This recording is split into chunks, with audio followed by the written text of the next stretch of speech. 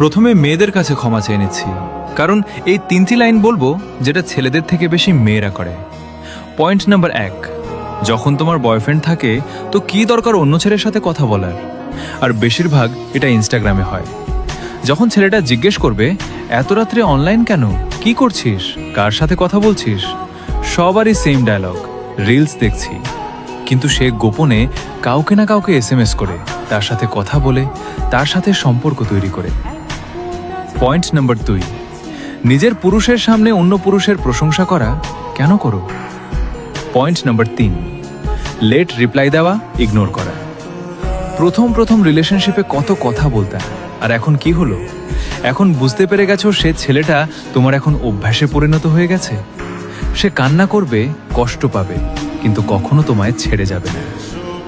যারা এগুলো করো, প্লিজ এগুলো বন্ধ করে দাও, কারণ ওরাও কোনো এক মায়ের সন্তান।